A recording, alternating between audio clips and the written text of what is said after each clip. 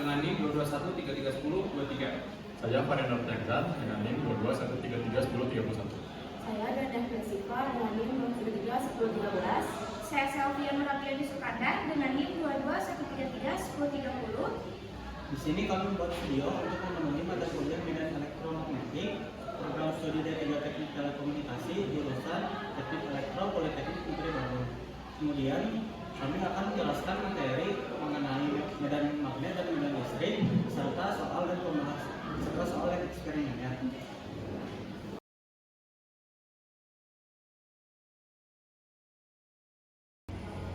Medan listrik merupakan daerah sekitar partikel bermuatan listrik, baik itu muatan positif proton maupun muatan negatif elektron yang masih dipengaruhi oleh gaya listrik gaya Coulomb. Gaya Coulomb sendiri yaitu gaya yang timbul karena adanya interaksi antar muatan. Gaya ini mempunyai sifat tarik-menarik atau tolak-menolak yang tergantung pada jenis muatan yang saling berinteraksi. Cara mudah untuk menentukan arah yang timbul dari interaksinya yaitu jika kedua muatan berlainan jenis berbentuk positif dan negatif, maka gayanya tarik-menarik. Sedangkan jika kedua muatan sejenis berbentuk positif dan positif atau negatif dan negatif, maka gayanya akan tolak-menolak. Sifat-sifat medan listrik pada garis gaya listrik terdapat 3 poin penting. Yang pertama, arah garisnya akan keluar dari muatan positif dan akan masuk ke dalam muatan negatif. Yang kedua, garisnya tidak boleh saling berpotongan. Yang ketiga, semakin rapat garisnya, maka menunjukkan medan listrik semakin kuat. Ketiga hal tersebut ditunjukkan pada gambar di atas. Nah, sekarang mengenai sifat-sifat medan listrik. Medan listrik memiliki beberapa sifat yang penting dan perlu kamu pahami. Terdapat 5. Yang pertama, arah dan besar medan listrik. Arah medan listrik sendiri adalah arah yang diikuti oleh gaya yang akan diberikan kepada muatan positif jika ditempatkan dalam medan tersebut. Besar medan listrik dinyatakan dalam satuan Newton per Coulomb. Yang kedua, superposisi medan listrik, di mana jika terdapat lebih dari satu muatan listrik yang dapat menghasilkan medan listrik, maka medan listrik total di suatu titik adalah hasil penjumlahan dari vektor medan listrik masing-masing muatan. Yang ketiga, medan listrik pada permukaan penghantar, contohnya pada logam, yaitu selalu tegak lurus dengan permukaan penghantar pada titik kontak. Sehingga medan listrik dalam penghantar adalah 0. Yang keempat, medan listrik pada permukaan non-penghantar, yaitu pada benda yang bukan penghantar, bisa saja tegak lurus dengan permukaannya. Hal berikut tergantung pada arah muatan pada benda tersebut. Yang kelima, medan listrik pada kombinasi muatan, yaitu jika dua muatan berdekatan dengan besaran dan arah yang berbeda, maka medan listrik di antara keduanya dapat dihitung sebagai jumlah dari medan listrik masing-masing muatan.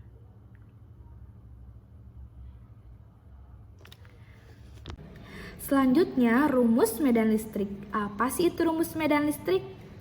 Rumus medan listrik yang dipengaruhi oleh beberapa hal, di antara lainnya dipengaruhi oleh gaya Coulomb. Gaya Coulomb sendiri yang telah dijelaskan pada slide sebelumnya, yaitu yang memiliki sifat tarik-menarik atau tolak-menolak dan terdapat muatan listrik, sehingga didapatkan rumus seperti berikut. Di mana E sama dengan F per Q, keterangannya E adalah kuat medan listrik satuan Newton per Coulomb, F sama dengan gaya Coulomb satuan Newton, dan Q yaitu besar muatan satuan Coulomb. Sementara F, yaitu gaya Coulomb, dipengaruhi juga oleh beberapa hal, yaitu oleh muatan listrik dan jarak antara kedua muatan, sehingga F didapatkan rumus seperti berikut. Di mana F sama dengan K, Q1 kali Q2 per R kuadrat. Untuk keterangannya, F adalah gaya Coulomb satuan Newton, Q1 besar muatan sumber satuan Coulomb, Q2 besar muatan uji satuan Coulomb, R jarak antara kedua muatan, dan K adalah konstanta 1/4 pi epsilon 0 sama dengan 9 kali 10 pangkat 9 Newton dikali M kuadrat per C kuadrat. Kemudian, berdasarkan rumus F, rumus E atau kuat medan listrik dapat ditulis sebagai berikut. Dengan hasil akhir, E sama dengan K Q per R kuadrat. Untuk keterangannya, F yaitu gaya kolom satuan Newton, Q yaitu besar muatan sumber satuan kolom, R jarak antara kedua muatan, dan K konstanta 1/4 pi epsilon 0 sama dengan 9 kali 10 pangkat 9 Newton dikali M kuadrat per C kuadrat. Nah, sekarang udah pada tahu kan? Jangan sampai lupa ya rumus medan listrik. Jika lebih dari satu muatan positif, maka medan listrik pada titik observator O adalah penjumlahan dari seluruh muatan positif. Pada contoh yaitu Q1, Q2, Q3 sampai dengan Q ke N. Dengan masing-masing Q1, Q2, Q3, dan Q ke N menghasilkan medan listrik E1, E2, E3 sampai dengan E ke N.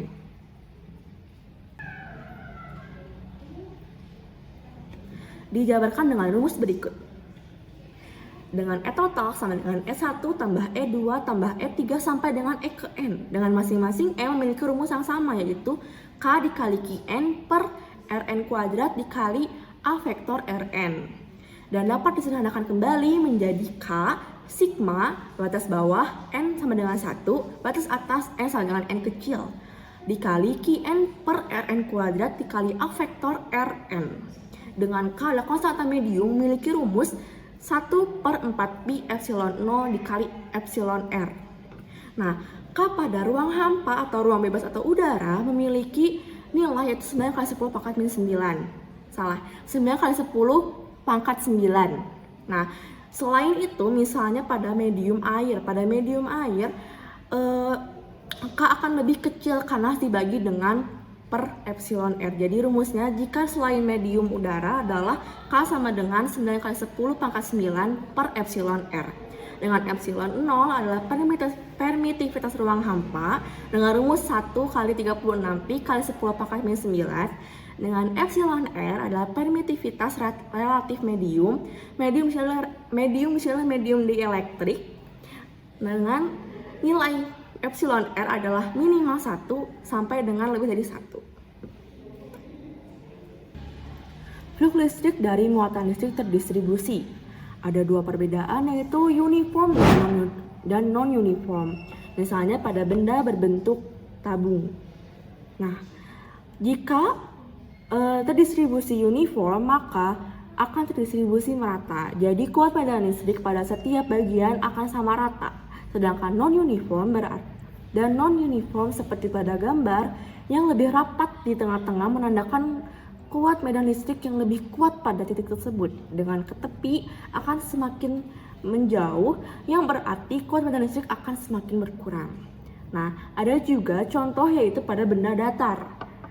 Nah, pada benda datar pun sama, ada uniform dan non-uniform. Dengan uniform berarti merata, berarti kuat medan listrik pada setiap bagian sama rata, dan non-uniform yang berarti kuat medan listrik pada setiap bagian itu berbeda-beda. Dengan bagian yang lebih rapat berarti kuat medan listrik akan lebih kuat. Seperti itu. Kerapatan flux listrik. Nah, susceptibilitas elektrik di sini adalah ukuran seberapa mudah bahan ini dikutupkan dalam medan listrik yang akhirnya menentukan permitivitas. Nah, dengan rumus yaitu Xe sama dengan epsilon R dikurang 1. Dengan epsilon R jika di ruang hampa akan bernilai 1 dan jika di air laut akan bernilai lebih dari 1. Nah, kerapatan flux listrik sendiri yaitu disimbolkan dengan D vektor memiliki rumus sebagai berikut, yaitu epsilon 0 epsilon R dikali kuat medan listrik.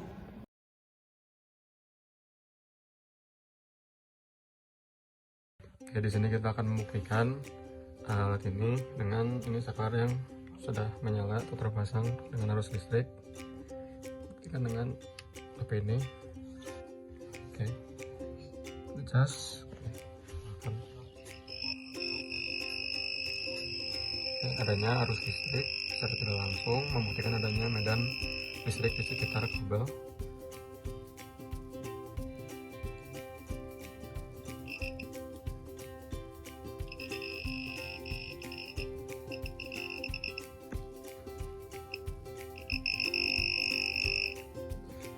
Ini kita coba di solder yang tadi dicolok, alat tidak akan menyala dikarenakan tidak adanya arus listrik atau tidak adanya medan listrik.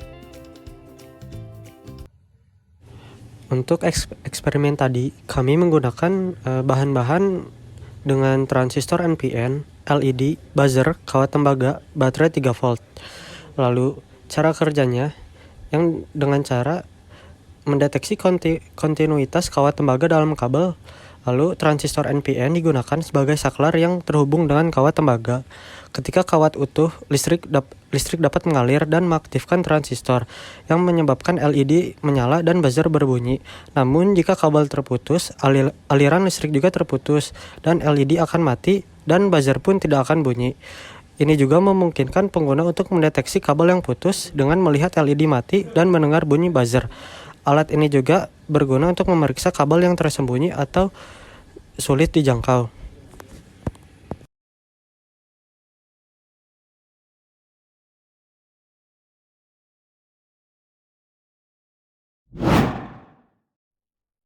Assalamualaikum warahmatullahi wabarakatuh. Nama saya Pandar Priagzan dengan NIM 221331031 dari kelompok 6. Di video ini saya akan membahas satu contoh latihan soal mengenai medan listrik.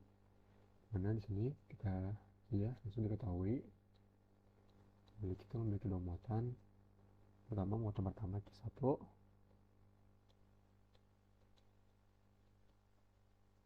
nilai 16 mikrocoulomb. Kita ubah jadi coulomb, maka nilainya menjadi 16 kali 10 pangkat min 6 coulomb. Oke, muatan kedua itu 36 coulomb. Negatifnya tidak perlu kita bawa, maka kita ubah jadi coulomb 10 pangkat 6 coulomb. Oke, untuk jaraknya 2 cm, kita ubah ke meter, nilainya menjadi 2 dikali 10 pangkat 2 meter. Oke, untuk nilai K nya karena di sini tidak diketahui berada di mana, maka kita asumsikan saja berada di ruang hampa, maka nilai K nya itu 9 dikali 10 pangkat 10 pangkat 9. Maaf. Oke, untuk rumusnya itu K dikalikan dengan muatannya dibagi dengan jarak kuadrat. Oke, ini di sini bisa E1 ataupun E2. Nanti nilai Q-nya menyesuaikan. Oke, mulai.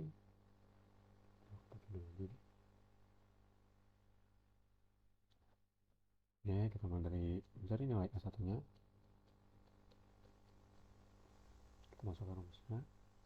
K dikali karena mencari nilai E1 Q1 per R kuadrat. Kita masukkan saja nilai yang telah kita dapat. Ini 9 kali 10 pangkat 9 per dikali nilai Q1 nya adalah jadi 16 dikali 10 pangkat 6 coulomb. Terus dikali 10 pangkat negatif 6 coulomb. Jaraknya itu tadi 2 dikali 10 pangkat min 2, kita kuadratkan. Nah, di sini kita hasilkan dulu saja. 9 kali 16 kali, nah di sini 10 pangkat 9 dikali 10 pangkat 6, dimana pangkatnya ini kita kurangkan seperti biasa saja. Jadi kayak operasi penjumlahan dan pengurangan biasa untuk pangkatnya. Itu 10, 9 dikurang 6, itu 10 pangkat 3 per 2 pangkat 2, 4, dan 10 pangkat min 2 dipangkatkan 2 lagi, pangkatnya kita kalikan seperti biasa saja, di min 2 dikalikan 2 itu pangkat min 4. Oke, ini 4 kita bisa sederhanakan dengan 16, dimana 16 dibagi 4 hasilnya 4, dan 4 bagi 4 hasilnya 1. Oke, kita dapat hasilkan 9 kali 4 sama dengan 36 kali, nah sini 10 pangkat min 4 nya bisa kita pindahkan atas, berarti jika kita pindahkan maka pangkatnya ini yang tadinya positif atau negatif berubah nilainya. Berarti yang tadinya positif kita naikkan ke atas menjadi tadinya negatif kita naikkan ke atas menjadi positif. Maka 10 pangkat 3 dikali 10 pangkat 4, maka hasilnya 10 pangkat 7. Jadi ditambahkan biasa. Oke, kita dapat nilai pertama S1. Kita cari nilai keduanya, rumusnya sama, yang berbeda hanya nilai muatannya.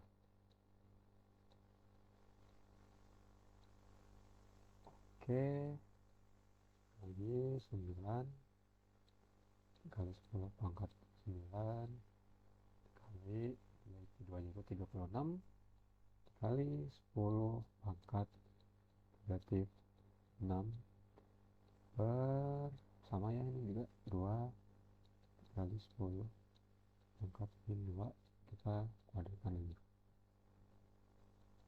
Sampai tadi kita hasilkan dulu, siapa tahu ada yang bisa di sederhanakan kembali.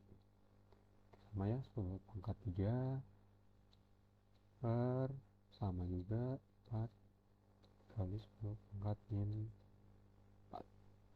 Oke, ini 36 dan 4 bisa saling sederhanakan ya, sama dibagi 4. Ini 9, 36 bagi 4 9, dari ini 1, maka 9 kali 9 hasilnya dapat 1, kali sama nilainya 10 pangkat min 4 kita naikkan ke atas, jadi 10 pangkat 7. Oke, dan untuk nilai totalnya, besar medan listrik totalnya itu rumusnya kita tambahkan saja S1 tambahkan dengan medan listrik 2. Ya, oke, kita saja S1 nya 36 kali 10 7 tambah 81 kali 10 pangkat 7. Oke, saja ini hasilnya 100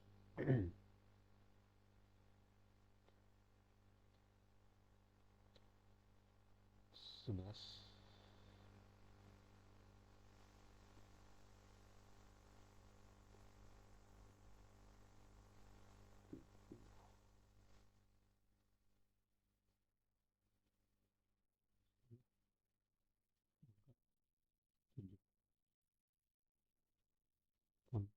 kolom. Oke, ini hasil medan listrik total pada dua muatan di soal. Mungkin sekian untuk contoh soal dari medan listrik. Terima kasih. Wassalamualaikum warahmatullahi wabarakatuh.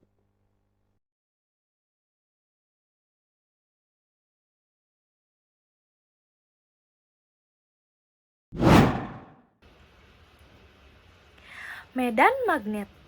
Medan magnet adalah daerah sekitar magnet yang dipengaruhi oleh gaya magnet.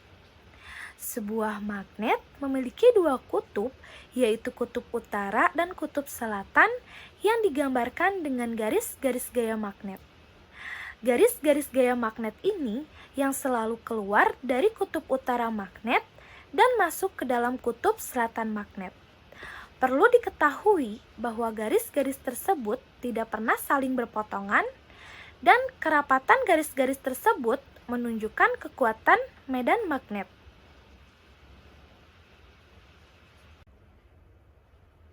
Berikut contoh medan magnet pada magnet batang. Jika kutub yang berbeda jenis dihadapkan, maka akan menghasilkan gaya tarik-menarik. Mengapa? Karena kutub-kutub tersebut memiliki arah medan magnetnya yang berbeda. Sedangkan kutub yang sesama jenis dihadapkan, maka akan menghasilkan gaya tolak-menolak. Mengapa? Karena arah medan magnetnya searah.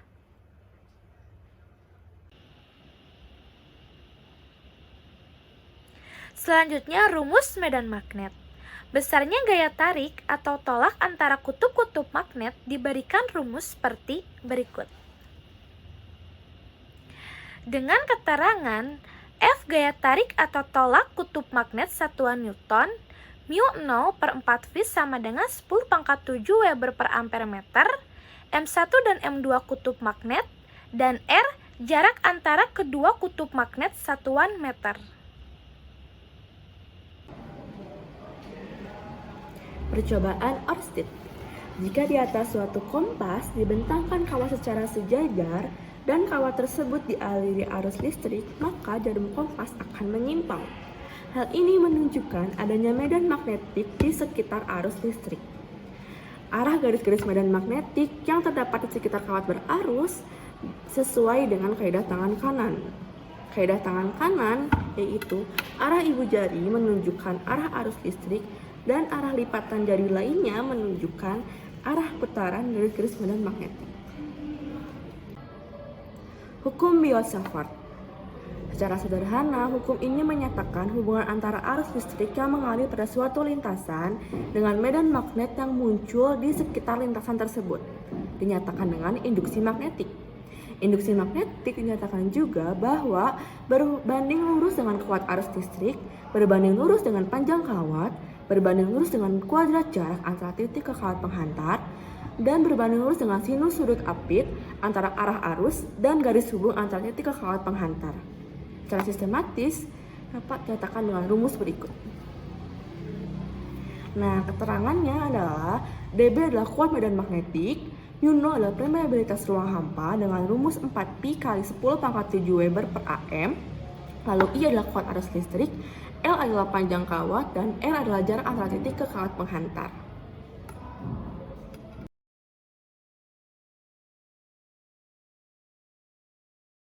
Oke, eksperimen kedua ini kami menggunakan baterai paku dan kawat, di mana kawatnya ini kami lilitkan pada paku dan disambungkan kepada baterai agar menjadi kawat melingkar berarus, di mana akan menghasilkan medan magnet di sekitar paku yang telah diberi arus.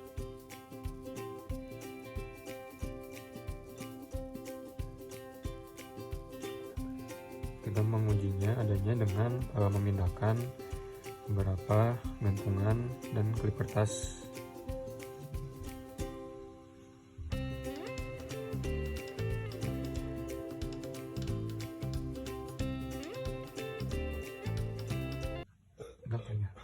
Pada eksperimen ini, kawat tembaga biasanya dibentuk menjadi kumparan atau kumparan solenoid.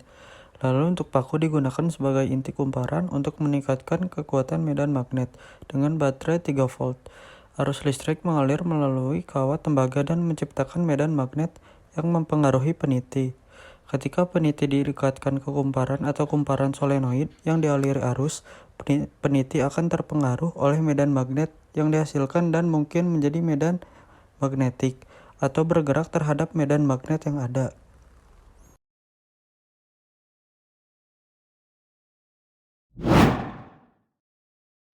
Assalamualaikum warahmatullahi wabarakatuh. Perkenalkan, nama saya Muhammad Nopal. Pada video ini saya akan menjelaskan tentang soal-soal medan magnet. Nah, soalnya yaitu sebuah solenoida yang panjangnya L sama sama dengan 50 cm, berjari-jari 3 cm, dan mempunyai 500 lilitan.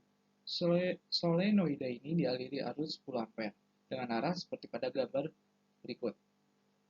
Pertanyaannya, berapakah flux magnet yang dilingkupi solenoida ini tersebut bila solenoida ini dianggap sangat panjang? Maka kita rumuskan dengan B sama dengan MO kali I kali N per L. Nah, L ini melambangkan panjang dari solenoida ini.